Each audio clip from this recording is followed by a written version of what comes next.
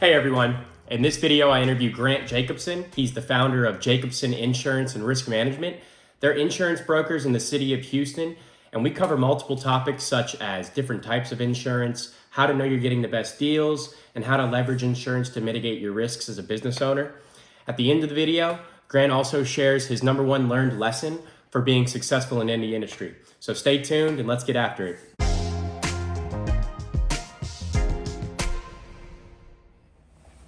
All right, everybody, I'm sitting here with Grant Jacobson. He is the founder, president, CEO of Jacobson Insurance and Risk Management. Yeah. That's the full title there.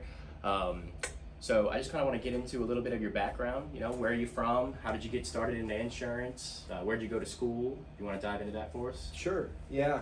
I've been in the industry, I guess, since 2008. Okay. So I was still going to school at Texas A&M, and I've kind of grown up in the insurance industry, specifically in the commercial space. My dad is a partner at an agency where I was at for a good chunk of time, and after school I ended up working as an underwriter, a commercial lines underwriting assistant for a good period of time. Okay. And then I moved to a marketing department where I was going out and visiting with 5 agencies a day, 4 days a week, kind of on the brokerage wholesale side of the business. Right. Which then I moved to become an account manager somewhere else and learn the ropes even further until really starting to build a book of business around 2014.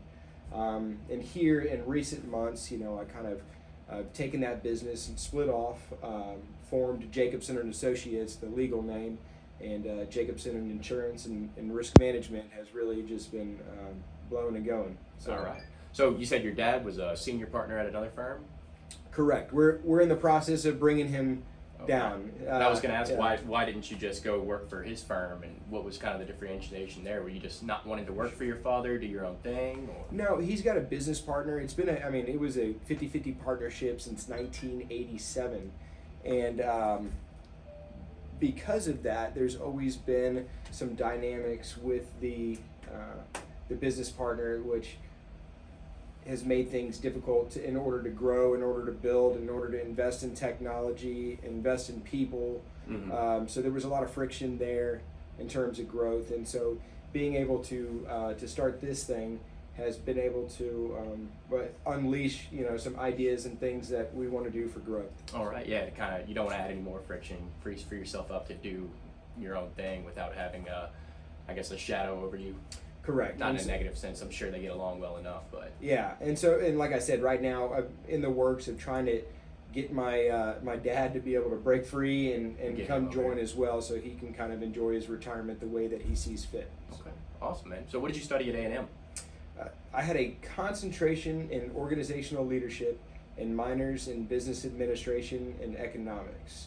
They didn't have a risk management program at the time whenever I went, but that's probably what I would have done. Mm-hmm. Had I not kind of picked this roundabout kind of. That's kind of the same for me in school. They didn't have any real estate program. A&M's got a great real estate program. Yeah, I've heard. I've got one friend actually that graduated through that program. So. Mm-hmm. Well, A&M and LSU play again Thanksgiving weekend, and I was down there for my first game in College Station when y'all beat us last year. So it's payback time in Death Valley. I'll be in the Gulf of Mexico. Okay, fishing? I think. No, Disney cruise. Oh, wow. So for the audience, as far as insurance just as a whole, as if we had no clue what insurance was, how would you describe it? Well, insurance is supposed to be there in order to protect you from a financial loss, right? If there's an asset that you own, or a business in general, it's providing coverage that's going to bring you back to where you were pre-loss, mm-hmm. right? Insurance isn't designed to make you better off than you were, and if you have the appropriate coverage in place, you're not going to end up less than you were. Okay. It's supposed to bring you back to a point in order that you can move on and continue to do your business in a normal fashion. As if nothing happened. As if nothing happened. Well, that's good to know, because you hear a lot of different things about insurance, and some people want to use it as a financial tool to get ahead. But are you telling me it's kind of more of just a safeguard to mitigate risk in case anything negative were to happen. Correct. But I'm more in the school of thought of try to implement and do all of the things necessary in order to prevent a loss, thus not having to use the insurance unless it's a catastrophe, ultimately keeping your total cost of risk lower over the long run. So just because you have an insurance policy in place for any of your assets doesn't mean you can fly too close to the sun. Correct. Okay. Right. And so like some of the stuff we specialize in is, creating a fleet safety program, a business continuity program, being able to create return to work programs, distracted driver contracts, all kinds of things that you're able to put together in order to socialize to the employees that safety is important to the organization, thus keeping claims under control, people working the way they're supposed to, assets functioning properly, and ultimately keeping your cost of insurance low over the long run. As low as possible. So as far as your specializations go, I was looking at your website, and I think a lot of people, they think insurance, they think health insurance, they think life insurance, they think home insurance. Those are probably the things that they deal with most, your everyday consumer. But what exactly are the products that you offer? I think that you have a couple different sectors listed, such as business, industry, employee, personal insurance. Can you kind of go into that a little bit? Sure. I would say probably 95% of what we do is commercial property casualty insurance. Okay. Right? And then, we do a good amount of employee benefits, and then sometimes the business owners want us to handle their home and auto type stuff as well. So it's kind of just like you like to have all of these different products available for when that commercial insurance seeker comes in, you can offer them all these different revenues as well to kind of fit them all under one house. Right, correct, yeah. So, real estate, for example, right? You're dealing mostly with commercial property, general liability, umbrella coverage, right? Making sure you have hired and unowned auto liability, and depending on the organization, right? If you need to have some type of management liability, property management, errors and omissions coverage, or cyber liability for the organization. But when you're dealing with other industries, contractors, right? Then we have an inland marine policy, which is like a floating or a mobile property policy. You might have a manufacturer that needs an ocean cargo policy, so they're bringing stuff from overseas, and so you need it from warehouse to warehouse and everywhere in between. So there's coverage for that. Then there's probably hundreds of thousands of policies that could be specific to certain industries that you could sit here and talk about for 12 hours of the day. Absolutely. Yeah, it just really would depend on what the specific needs of the individual are. Are there ever any instances where somebody comes to you and you just absolutely can't insure them? Well, I had a phone call this morning, actually, after I dropped off my kids from school, from somebody, and they were in the marketing and advertising, and she was looking for coverage for if she just lost clients. I hear you. Yeah, just so she's like, I lost some clients. She's doing bad business or something. Pay me.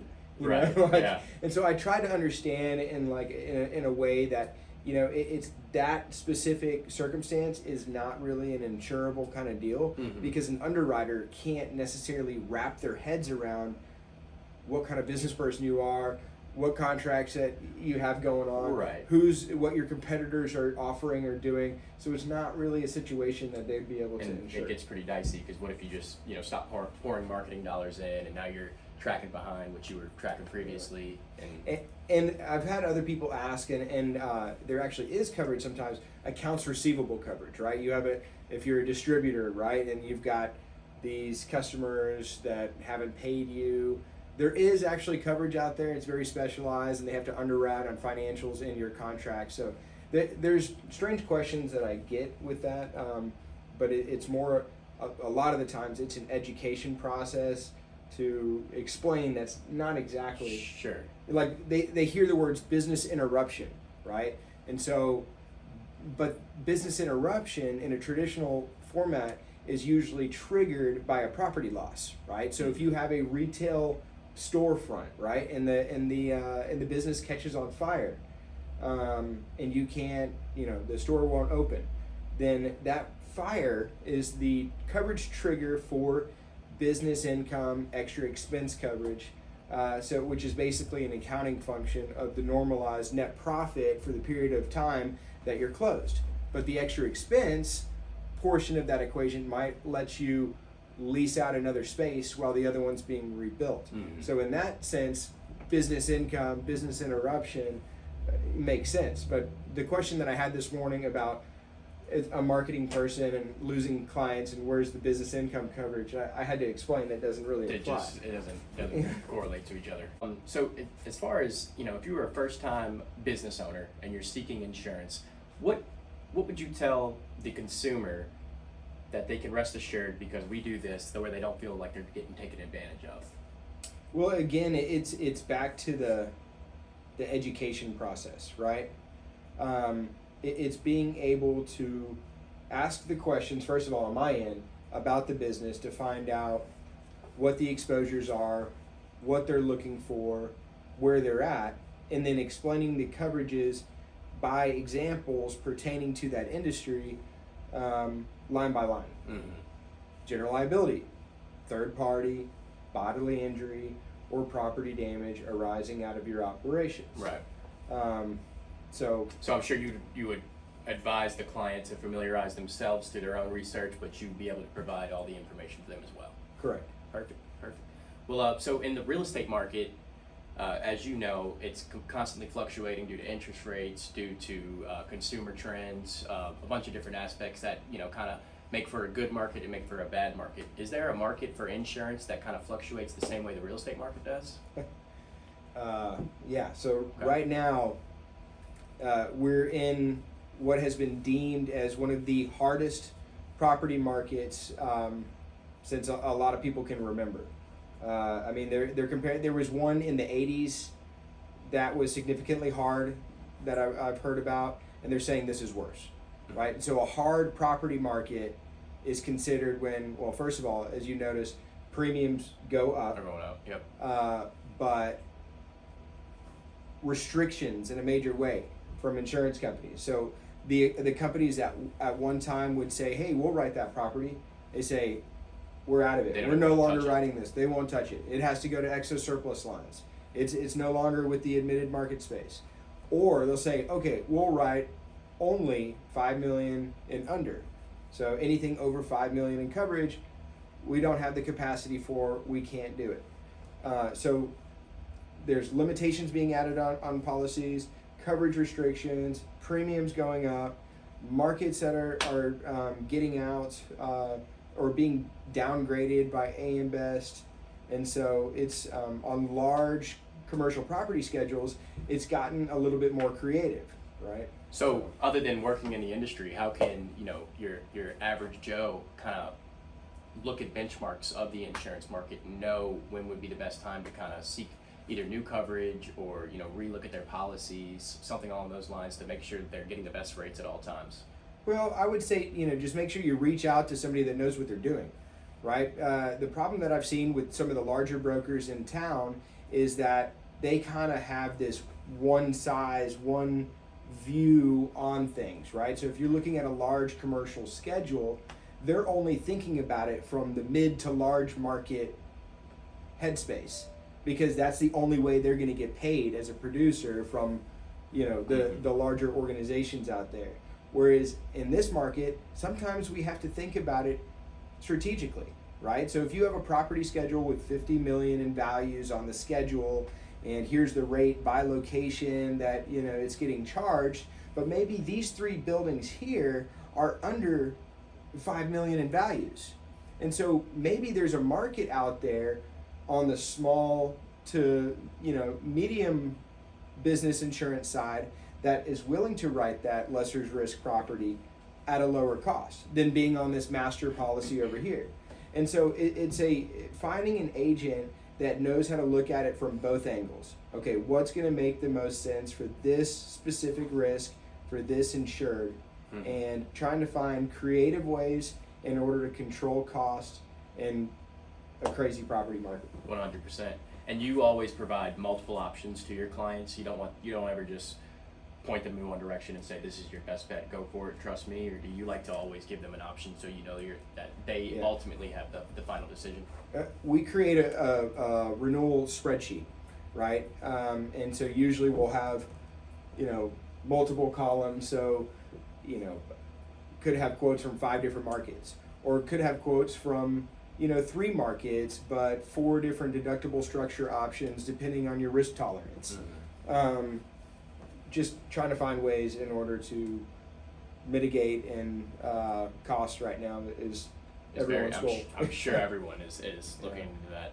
So as far as your business, obviously you've got a team working here. How many people do you manage? Or 8, including me right now. So at what point did you even take on your first employee?